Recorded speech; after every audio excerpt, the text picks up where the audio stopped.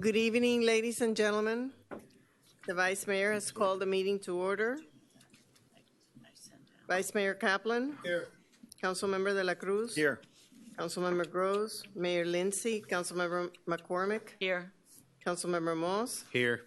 Councilmember Petros. Here. We do have a quorum, Mr. Vice Mayor. This special meeting was called to hear the following resolution. A resolution of the Village Council of the Village of Key Biscayne, Florida, urging Florida Governor Rick Scott to veto the state budget and House Bill 7069 to the extent that they negatively impact traditional public schools, providing for transmittal and providing for an effective date. Someone move? Move. Second? Second. I don't know. Second, move. Before we get to discussion, which will happen right now, I just want to condole with the Lindsay family on behalf of all of us. Anything we can do to help Myra, we will do so. Public comments. Zoraida Mendez-Cataya is here from the district. Zoraida, would you like to say anything? And be available to answer questions if there are any? Certainly. Could you start by telling them how to pronounce your name, please?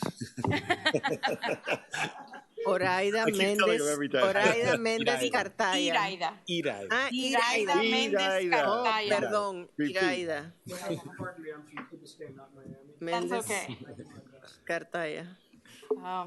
Well, thank you for having us tonight, and as well as presenting and entertaining the resolution in front of you.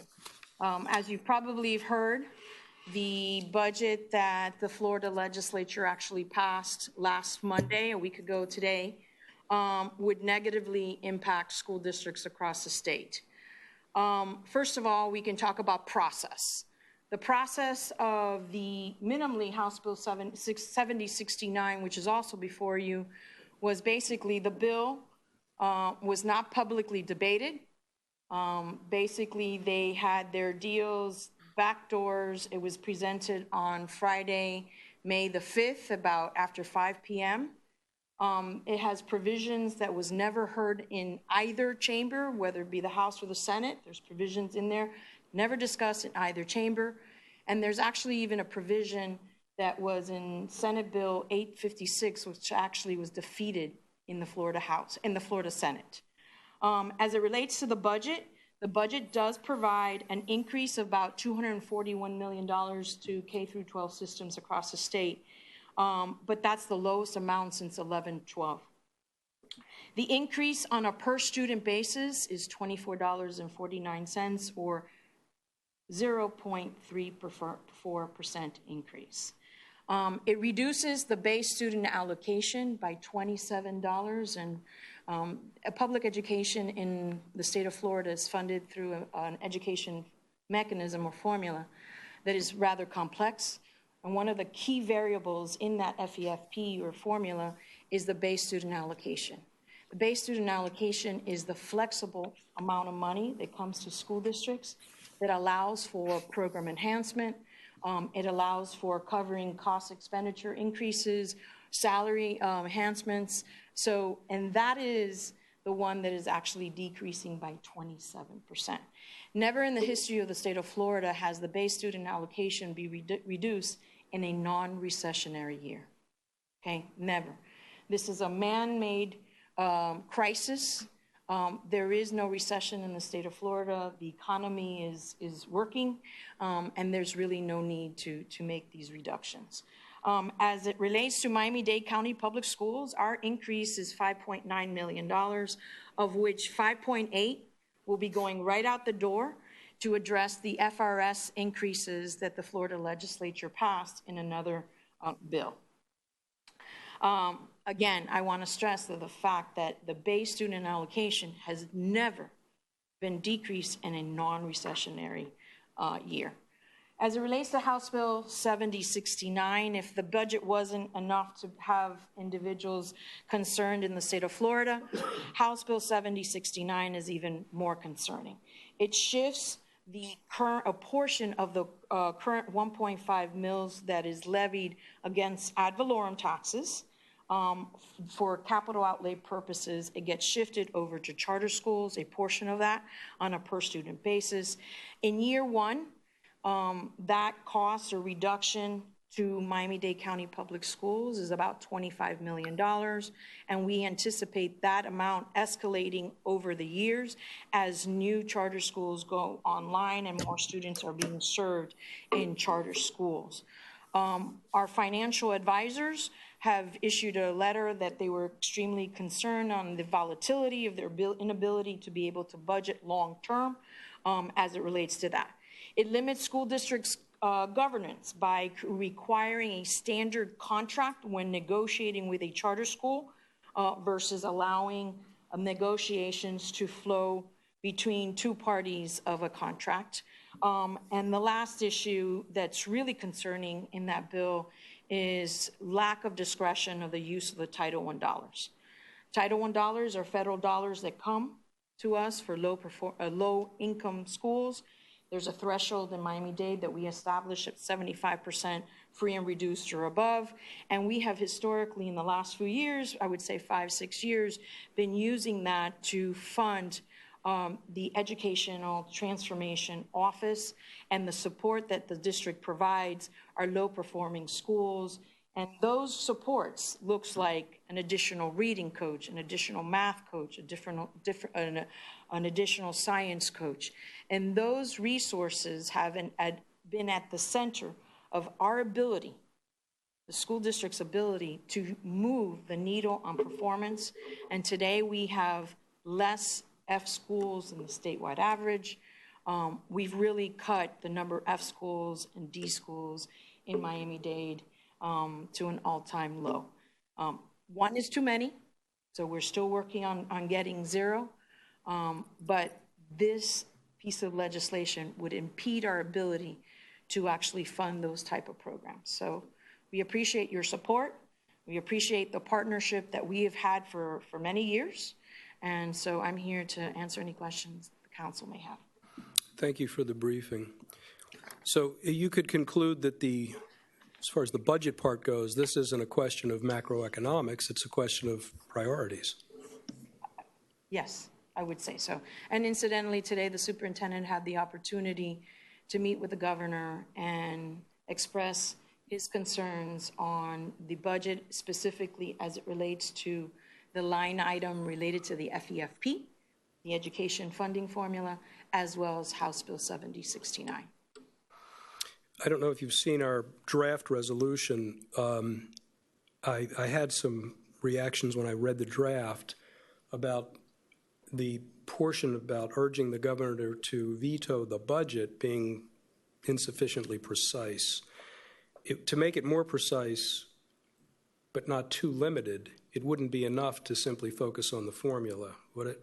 I think that if you focus on the FEFP, and there's a specific line item, I can call Anna tomorrow and give her, I believe it's 91, but I don't want to be quoted as such right now, but it's the FEFP line item. That's the specific problem in the budget. Mm-hmm. I mean, the context that the budget is built on is it requires a rollback of the RLE, the required local effort, which is the tax base that funds public education. Right.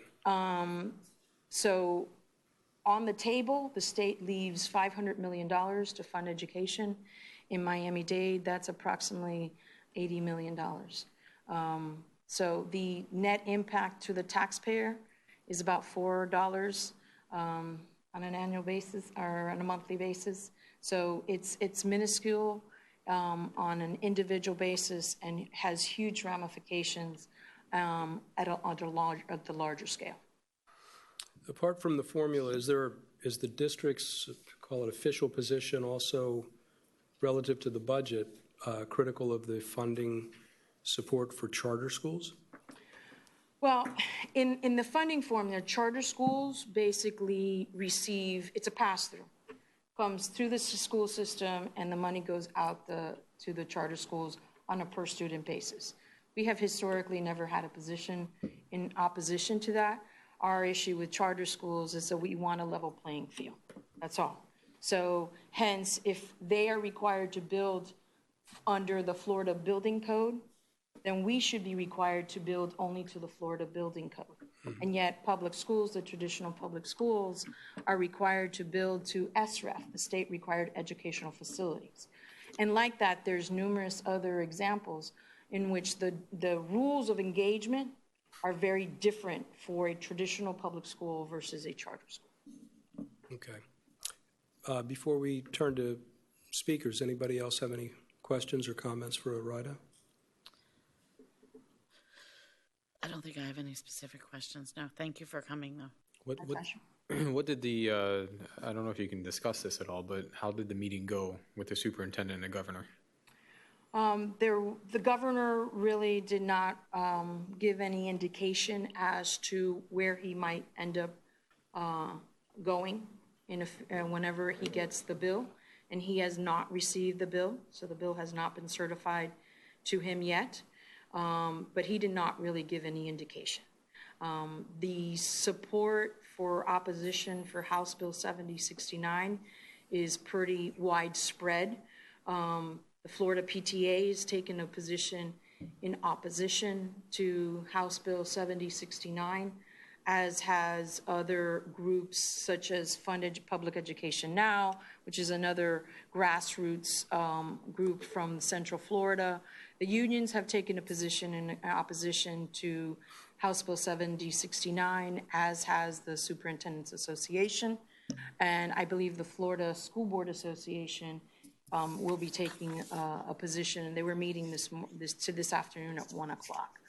Broward has taken a position in opposition. Palm Beach has taken an opposition. Orlando, I mean, I'm not aware of a single school district that supports House Bill 7069. Can you explain to us who is in support of this and why they're in support of it? Do you have an understanding of that? Okay, so I think that there are charter school proponents that will be receiving a portion of the 1.5 mils for capital outlay purposes. I think that's a major initiative of theirs. Charter schools would be probably getting more monies out of Title I, although they're already receiving Title I dollars. Certainly in Miami-Dade, they get Title I dollars. So I would think, I mean, there's pieces for everybody. I mean, they packaged this bill almost so that it was it couldn't be defeated, because there's a portion of it for the parents requiring mandatory recess, which has been a big initiative for the parent groups statewide. There's a portion in there for teachers and principals, but the bad portion of it really, and the long-term impact of this bill is, the negative impact is much greater than the good that's in the bill. And I got to tell you, many of the items that the board asked us to advocate for and to pass in this legislative session are included in that bill. So this is, for me, it's very difficult to go out and actually oppose something that includes many of the issues that our board has advocated for. However, the long-term fiscal impact to the district and its operations are just too glaringly negative for us to take a position in support or to stay out of it. And between charter schools and traditional public schools, is there a symbiotic relationship, or are we finding ourselves moving towards an antagonistic relationship where it's either one or the other? I mean, do you see a way for both to work in an effort to get the best possible education for all the kids? I've been with the school district 28 years this year, and I've been representing Miami-Dade County Public Schools in Tallahassee and DC for over 22, 23 years. I've seen the evolution of charter schools. I was there when charter school was first passed, the initial legislation, and I think that legislation on charter school made us better. It made us compete for the student body, but there's a point where you're going to be, in this bill, shifting capital monies that are currently being used and in the 5-year work plan to maintain the publicly owned facilities, to shift to charter schools, which typically have newer facilities and not as such great need. We have historically advocated that they need capital outlay, and we have advocated that the state use state funding or create a state guaranteed loan for capital purposes for charter schools. However, we could not, in good conscience, support legislation that will jeopardize the integrity of our facilities that house our kids. So I hope that answers your question. And we've been on the receiving end of that reality. Nida, just to emphasize this, what I understand, charter schools, they are for profit and they own their own land, right? And what is happening now is that taxpayers' money is going to enhance these areas that these schools are not owned by public and not and are for profit in the end. So the schools, the charter school itself is non-for-profit. okay. However, in some cases, they have management companies that in some cases are for-profit. And those entities are the ones that own the property. The school itself, certainly in Miami-Dade, our charter schools are not, with few exceptions, are not the owners of the property. So in essence, taxpayers' money that would otherwise be used to improve and maintain taxpayers' assets would be shifted to support and maintain privately owned buildings. Okay? Although charters can be leaseholds and offices, they could be. Yes. But there's still maintenance needs Right. that space would need. And management contracts. Will you wait a few while we work through this? Can I just ask, have you had any other support from any other municipalities in Miami-Dade like this? Not at Or this time. anyone talking about it? Not at this time. Okay. And I just forgot to mention one thing. There is a piece in the bill that allows charter schools to open up in churches, museums, and in other entities and bypass any zoning or land use that the local government may have. So there is some implications to the local governments throughout the state of Florida. Okay? Thank you. It's like RLUIPA. Next, I don't know if you've ever met our former Vice Mayor, Mike Davey. He's the one who taught me how to pronounce your name. So, and I thought he was wrong. Don't lay this on me, Frank. You just don't lay this on me. Conchita, will you just strictly observe the 3-minute limit on this? Please do. Sure. Thanks. Oh, trust me, Frank. I'm not the problem with the 3 State your minute name and rule. address. Okay, the pot calling the kettle back here. You're already down a minute. Please state your name and address for the Mike record. Davey, 50 Ocean Lane Drive. Thank you. I am here to support the opposition to this HB 7069. It's ridiculous what charter schools are doing. Their intent was excellent for the state of Florida. It was meant to supplement our public schools. It's screwing our kids over, okay? And so I am against this bill. I'm assuming you guys are all going to vote against it. So please do. Let's get out of here. Thank you. Call the question. No other speakers. We'll close the public comments. My quibbles on this reso, if we're going to do a reso, I think we have to do better than asking the governor to make a subjective assessment of what provisions adversely affect or negatively affect traditional public schools by telling them what we want them to do, which he's not going to do anyway, probably, but we should be specific. So that's why I asked the question, if the gravamen of the objection is the formula, let's tell him to kill the formula in the budget so he doesn't have to guess at what we mean, what we think is negatively affecting. And the other element of this, when I read it, is our partnership, I think, includes extensive parental and community engagement in addition to the ILA and the improvements, the physical improvements. And I'd like to say that because we lead with that. We're strong with that. We should say so. So, do you have what you wanted to say? I can give it, I can give it to Conchita and we can, but if those conceptual alterations make sense to you, those are the things that occurred to me. Right, because Iraida said that she was going to send it to Anna, exactly the line item in the If you can do budget. that, Looking it up right now. I'll get it to Conchita if you can feed me the specific line item. And also, just for your information, I went into the governor's website today. There's no email for him. It has to be sent by mail. That would take forever. I did fill out a little form and saying why I wanted to email the governor, but I didn't hear back. So I don't know if Iraida has another suggestions or whatever. I'll get you how we communicate. Okay, thank you. If we attach a campaign contribution, maybe that could help. Probably. So with